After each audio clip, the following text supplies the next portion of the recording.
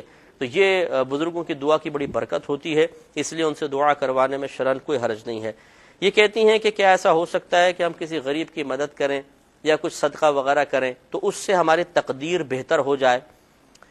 دیکھیں، سب سے پہلے تقدیر کا تصور ذہن میں رکھیں کہ تقدیر اللہ تعالیٰ کے فیصلے کا نام ہے جو اس نے اپنے بندوں کے لیے کر لیا ہے،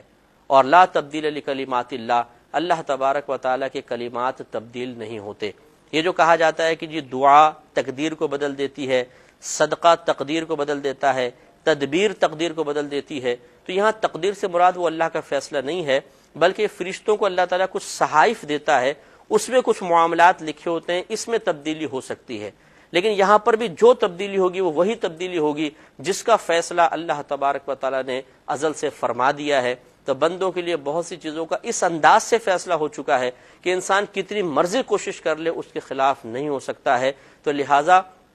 صدقہ ضرور کریں اس امید پر کہ اس سے برکت حاصل ہوگی، اس امید پر کہ اللہ تبارک و تعالیٰ اس کے بہتر نتائج ہمیں دنیا اور آخرت میں عطا فرمائے گا۔ لیکن یہ تصور کبھی ذہن کے اندر نہ رکھیے گا کہ میں اپنے کسی عمل سے اللہ تعالیٰ کے فیصلے کو بدل دوں گی یا فیصلے کو بدل دوں گا، اس لیے کہ اللہ تبارک و تعالیٰ کا فیصلہ ایسا نہیں ہے کہ اس نے کسی کے لیے کوئی فیصلہ کر دیا اور بعد میں اسے اپنے فیصلے سے رجوع کرنے کی ضرورت پیش آئی، کیونکہ ضرور اس میں پھر دو باتیں ضرور ہوں گی، یا تو پہلے والا فیصلہ اچھا تھا، صحیح تھا، یا ابھی والا فیصلہ صحیح ہے، پہلے کو صحیح مانے تو یہ غلط، اس کو صحیح مانے تو وہ غلط، یا وہ افضل اور یہ کم افضل، وہ زیادہ بہتر، یہ کم بہتر، یہ زیادہ بہتر، وہ کم بہتر، اور اللہ تعالیٰ کے ہاں ایسا کوئی معاملہ نہیں ہوتا، اس کے فیصلے اٹل ہوتے ہیں۔ لہذا کوئی بھی انسان بشمول انبیاء علیہم السلام کے اللہ کے فیصلوں کو نہیں بدل سکتا۔ یہی وجہ ہے کہ فقہاء نے واضح طور پہ لکھا کہ اگر کوئی نبی بھی کوئی ایسی دعا کرنے لگے جو اللہ تعالیٰ کے پہلے سے کیے گئے فیصلے کے خلاف ہے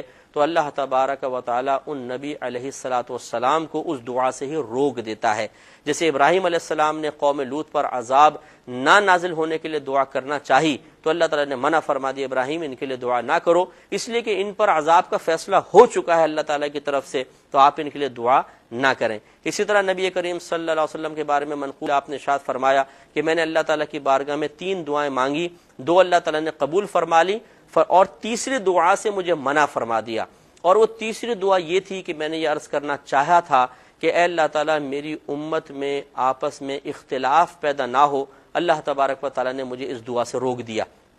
معلوم ہوا کہ جب کسی بزرگ کی دعا بھی اللہ تعالیٰ کے فیصلے کے خلاف ہونے لگے، خصوصاً انبیاء علیہ السلام کی، تو اللہ تعالیٰ ان کو روک دیتا ہے، اور اگر کسی ولی یا بالفرض کسی عام نیک آدمی کی دعا اگر وہ کرتے ہیں اور اللہ کے فیصلے کے خلاف ہو جائے، کیونکہ ان کو تو فوراً وحی نازل نہیں ہوگی، ان کو ضروری نہیں ہے کہ فوراً پتہ چل جائے کہ یہ اللہ کے فیصلے کے خلاف ہے، تو پھر وہ دعا نامقبول رہتی ہے۔ یہی وجہ ہے کہ کئی مرتبہ ہم اللہ کے نیک بندوں سے دعا کرواتے ہیں لیکن وہ ثمرہ حاصل نہیں ہوتا جو ہم چاہ رہے ہوتے ہیں۔ اس کی وجہ یہ ہوتی ہے کہ بسا اوقات وہ اللہ کے فیصلے کے خلاف دعا ہوتی ہے، لیکن چونکہ خود وہ بزرگ اس بات پر مطلع نہیں ہے کہ میں اللہ کے فیصلے کے خلاف دعا کر رہا ہوں، اس لیے ان کے لیے کوئی گرفت کا امکان بھی نہیں ہے۔ تو یہ ذہن میں نہ آئے کہ جی اللہ کے فیصلے کے خلاف بزرگ نے دعا کیسے کر دی، اس لیے کہ ان کو ہر ایک کو تو کوئی علم غیب تو نہیں ہے کہ ہر ایک یہ جان لے کہ اللہ تبارک و تعالی نے ہمارے لیے کیا فیصلہ کیا یا فلاں کے لیے کیا فیصلہ کیا ہے۔ اگر پہلے سے معلوم ہوتا کہ اللہ نے کیا فیصلہ کیا ہے تو پھر یقیناً اس کے خلاف دعا کرنا منع ہوتا، لیکن چونکہ ان کو ہر ایک کو تو یہ معلوم نہیں ہوتا،